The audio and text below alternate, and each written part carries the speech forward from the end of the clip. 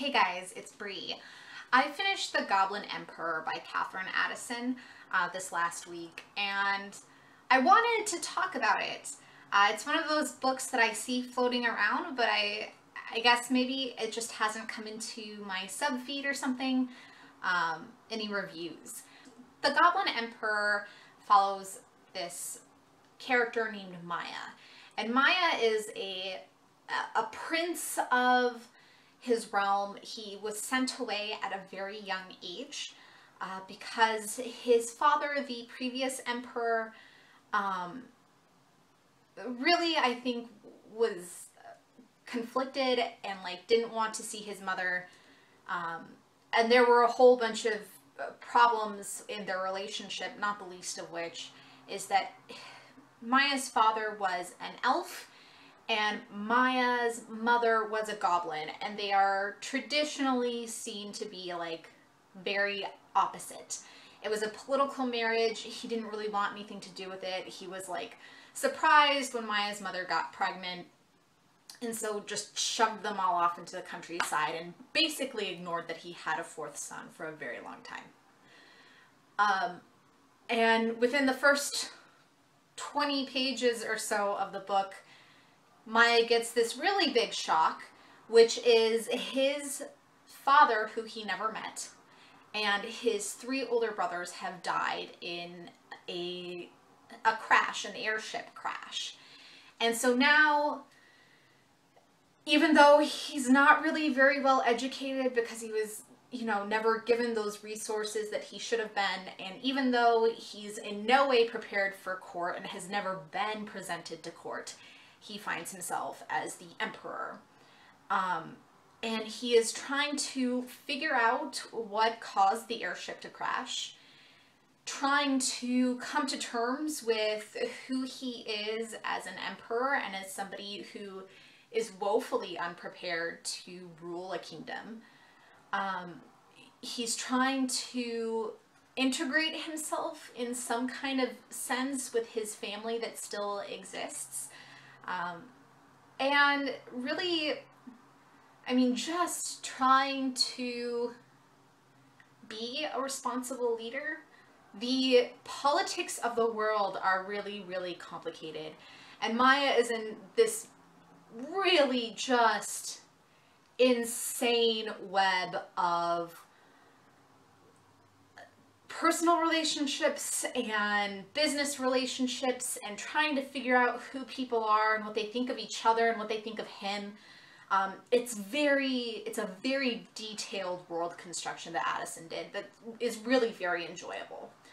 The plot itself is not fast-paced.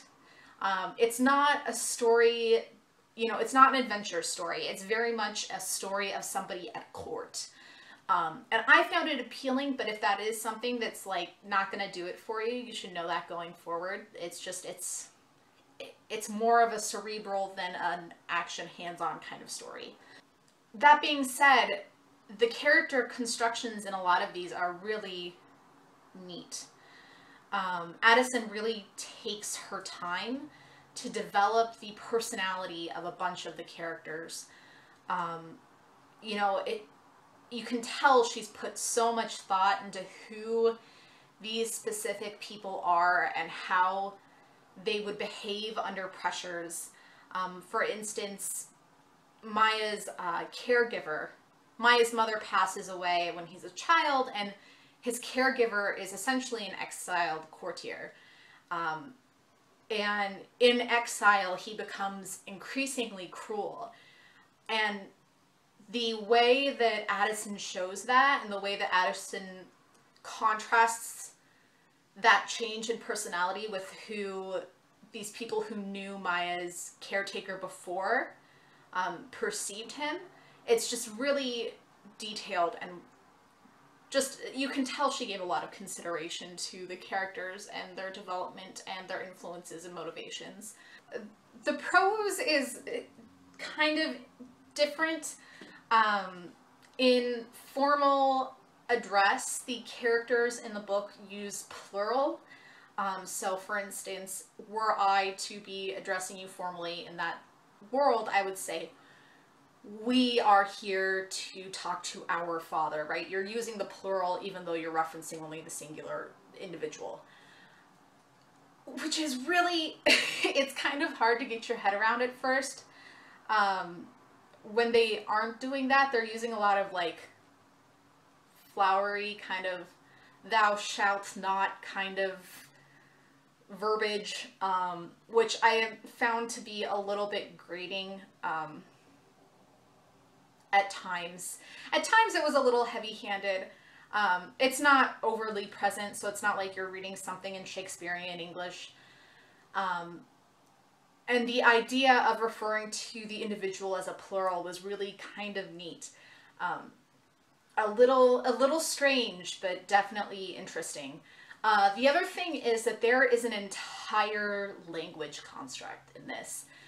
If you have your book and you go to the back, you should know, one, there's a pronunciation guide. But she also gives guides for all of the terminology and for all of the different titles.